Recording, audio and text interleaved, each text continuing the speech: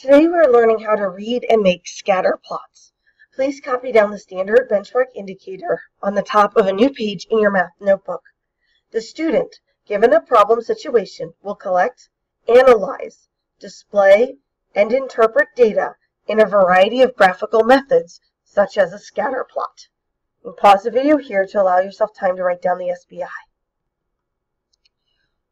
A scatter plot shows a paired data.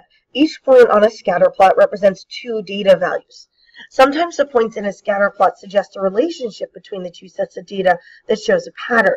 This relationship is called a trend. So if you look at our scatter plot to the right here and our example, how long does it take product A to cook in the microwave, and how long does it take to cook in the oven? So if you look, our graph is titled Cooking Times, and the x-axis, the horizontal, is labeled microwave in minutes. So that's how long it takes to cook in the microwave.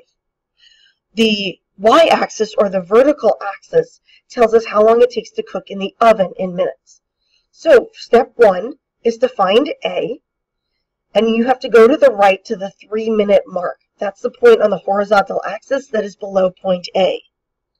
Then go up, find A, and look at the vertical axis. It's at 25 minutes. So this is the point where A is at. So product A cooks for 3 minutes in the microwave and 25 minutes in the oven. So for the try it, we're going to use that same graph there, and we're going to find the following information. So for A, it asks us the time it takes product B to cook in the microwave.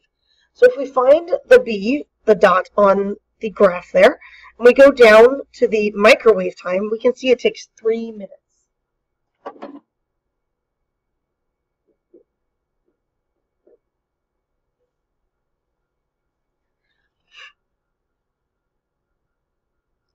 Next, it asks us the time it takes product B to cook in an oven.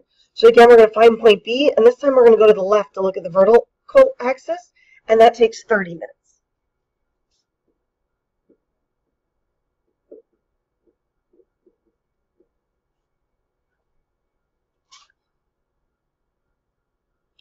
Continuing on with letter C, it asks us to find the product that cooks for 15 minutes in the oven.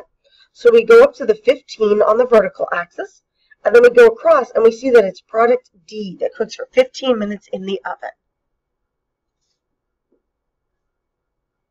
Then for question D, it asks us to find the time it takes product C to cook in the microwave. So we're going to scroll up and look at our graph again.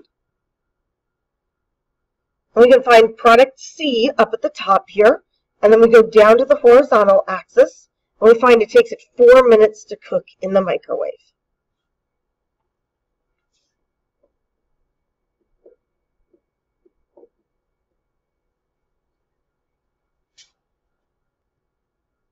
Continuing with question E here, it wants us to find it takes product E to cook in an oven. So we go up and we find the E point, and then we go across to the left to the vertical axis, which tells us it takes 35 minutes in the oven.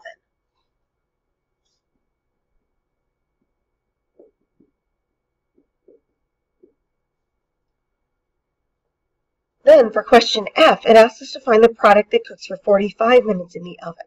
So we go up to the 45 on the vertical axis, that's labeled oven in minutes, and we go across and we find that it's product C.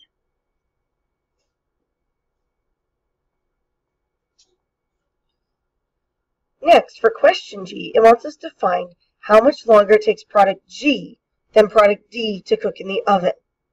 So if we look and find product D, we find it takes 15 minutes in the oven, and then we find product G takes 30 minutes.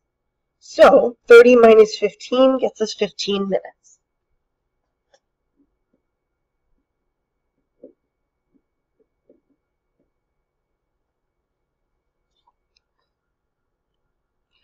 Finally, question H says a product takes 40 minutes to cook in an oven. Do you think it would take more or less time to cook in the microwave? Explain. Well, if we look at the graph, we notice the microwave scale only goes up to 9, while the oven scale goes all the way up to 50. So we can conclude that every one of these products here takes less time to cook in the microwave than the oven. So if a product takes 40 minutes to cook in the oven, we can assume based on the graph that it will take less time to cook in the microwave.